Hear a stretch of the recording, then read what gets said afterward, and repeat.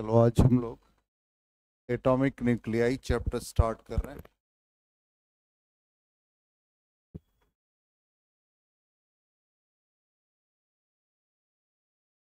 ये modern physics का last chapter है।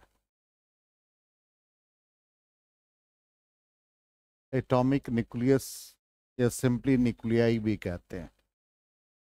इसमें कुछ बेसिक टर्मिनोलॉजी हम लोगों को सीखना है। तो पहले बेसिक इसमें मेन हमारा है बाइंडिंग एनर्जी, न्यूक्लियर फोर्स, इन सब के बारे में जानना है। और बाइंडिंग एनर्जी कर्व बहुत इंपॉर्टेंट है इस चैप्टर से, और उसके क्वेश्चन आते हैं।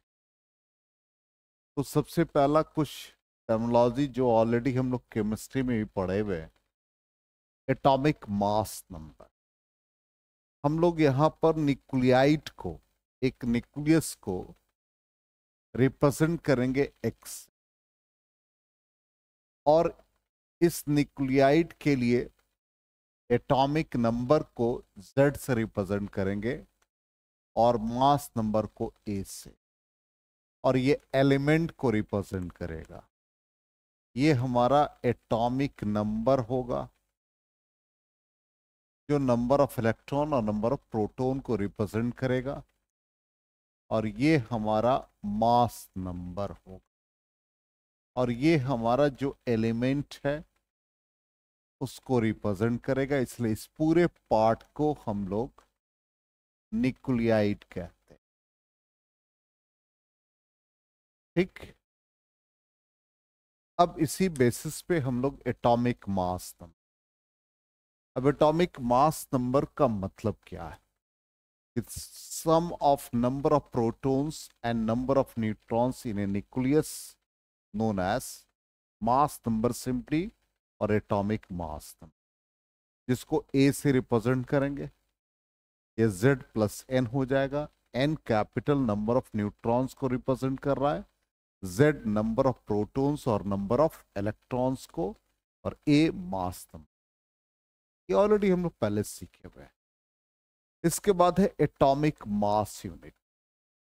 Atomic mass unit, atomic mass unit 1/12 of mass of one atom of carbonate, जिसका value one atomic mass unit का 1/12 इंटू 12/6.023 इंटू 10⁻23, और ये 1.66 इंटू 10⁻⁻27 किलोग्राम हो।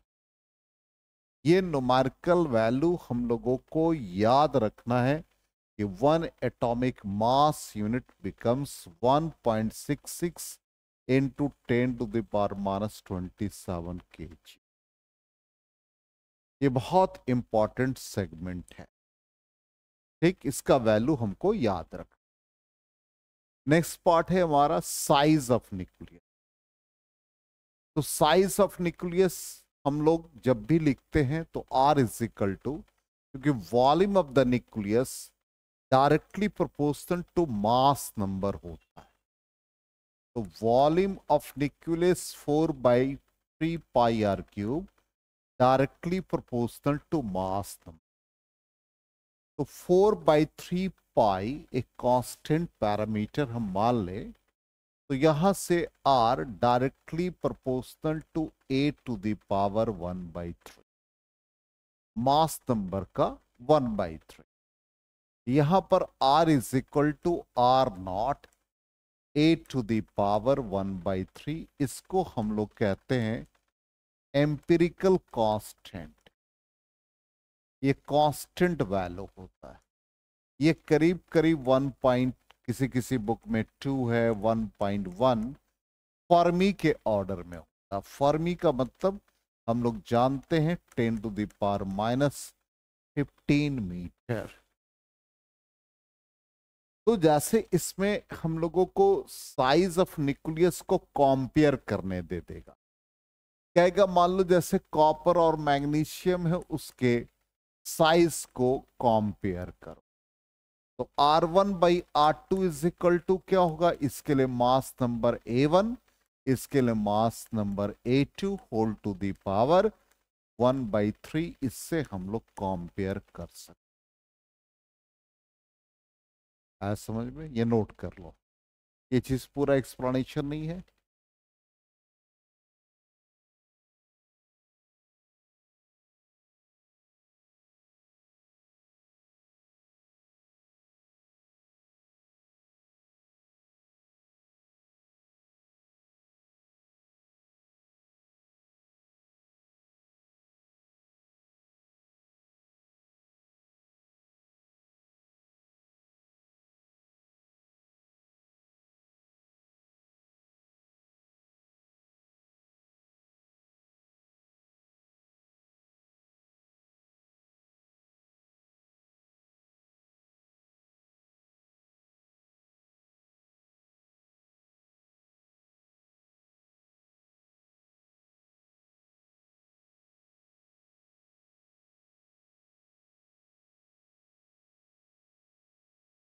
ओके, नोट कर लिया। चल,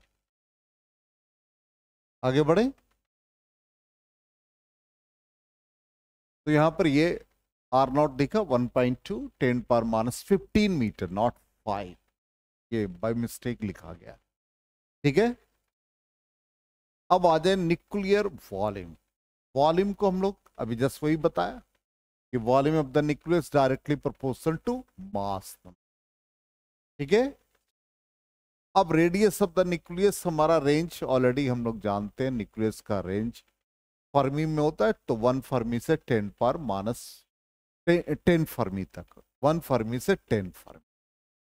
अब एक चीज आता है न्यूक्लियर रेडियस, तो nuclear size of the nucleus, nucleus radius यही है। दूसरा आता है न्यूक्लियर डेंसिटी, तो हम लोग मास ऑफ न्यूक्लियस को लिखते हैं, ए मास नंबर है तो एटॉमिक मास यूनिट से मास नंबर मल्टीप्लाई हो, तो ए इंटू 1.66 इंटू 10⁻27 kg। तो वॉल्यूम को जब हम लोग लिखेंगे तो 4/3 पाई आर क्यूब, तो क्या आ जाएगा, आर का वैल्यू क्या है यहां पर देखो, R0 A⁴ 1/3। तो वॉल्यूम को जब हम लिख रहे हैं तो वॉल्यूम हो गया 4/3 पाई आर क्यूब। तो ये 4/3 पाई, इसका क्यूब लोगे, या R0 A⁴ 1/3 का क्यूब, तो ये आ गया 4/3 पाई R0 क्यूब, ए का पावर 1, और R0 तो ऑलरेडी हम लोग जान रहे हैं 1.2 इंटू 10⁻15 मीटर। तो ये वैल्यू हम लोग डाल दें, 4/3 हो गया, पाई हो गया, तो 7.24 इंटू 10⁻45, और ए मास नंबर मीटर क्यूब, ये आ गया वॉल्यूम। क्लियर।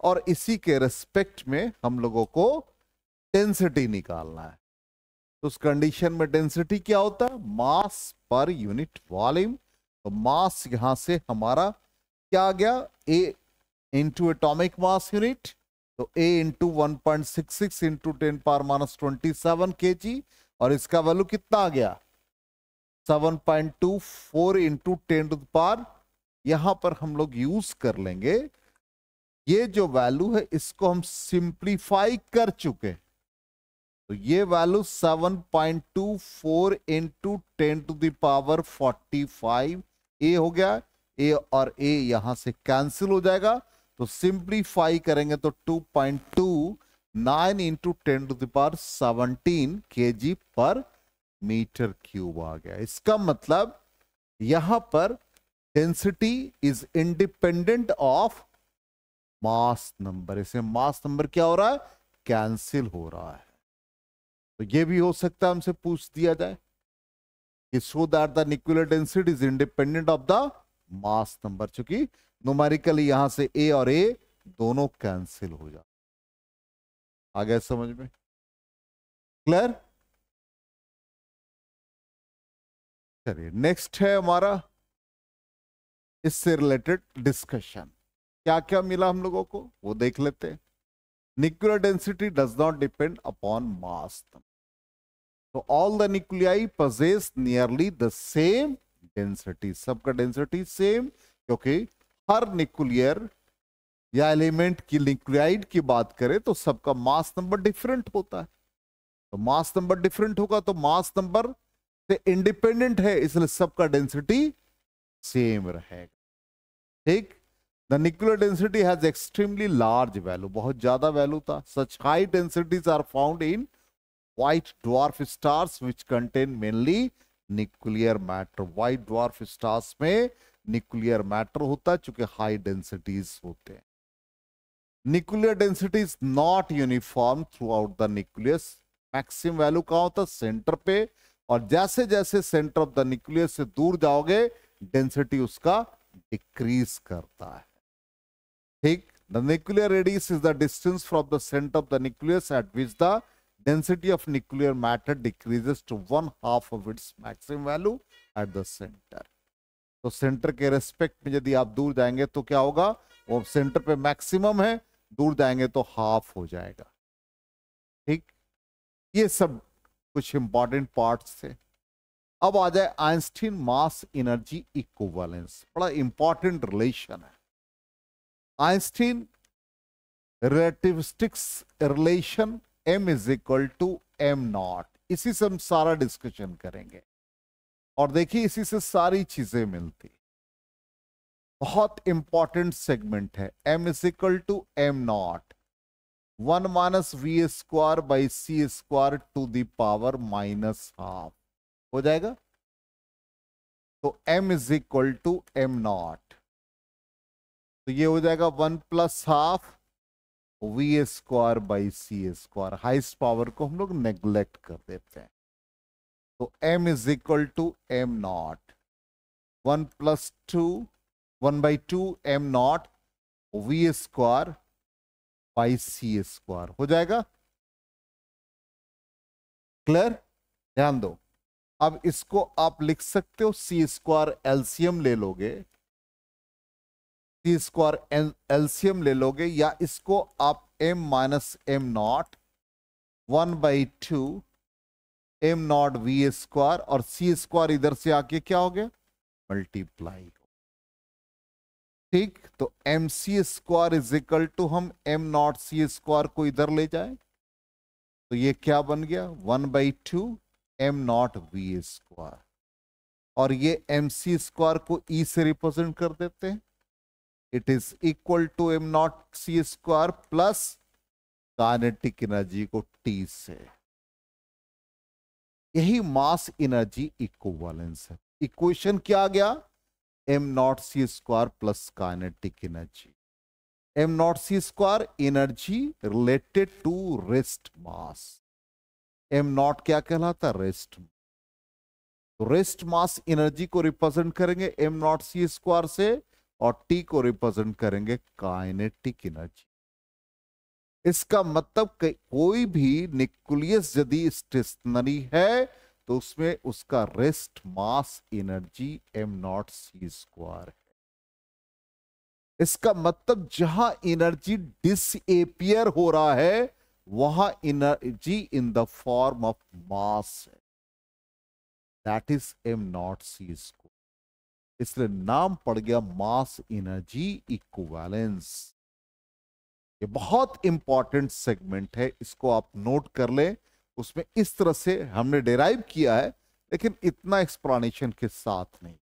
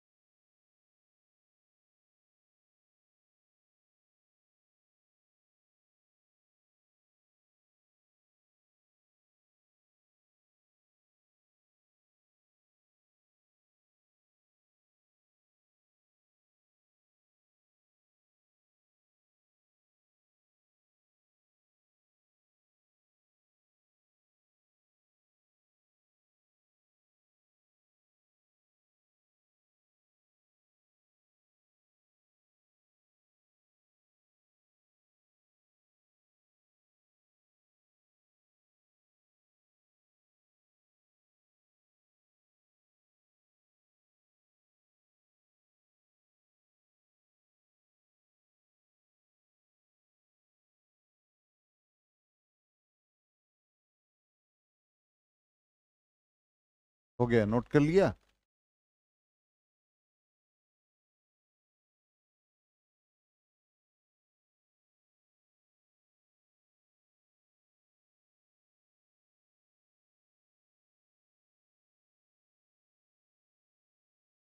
हो गया?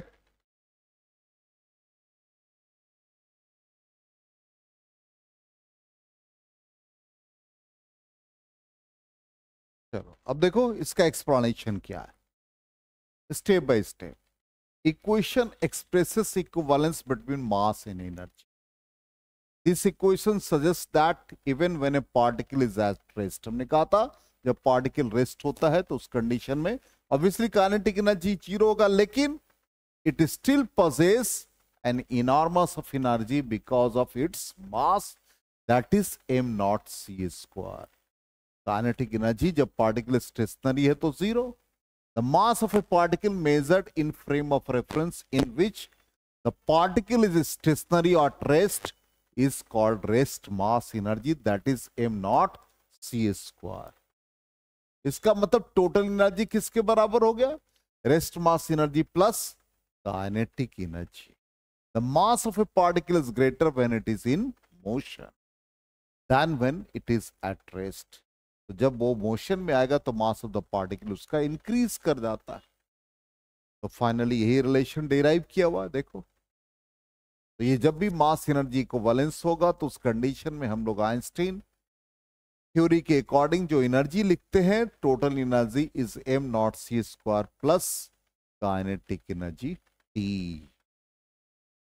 क्लियर? आ गया समझ में? तो आज हम लोग थोड़ा यहीं तक, आज क्लास थोड़ा कम हुआ, कल आगे बढ़ेंगे.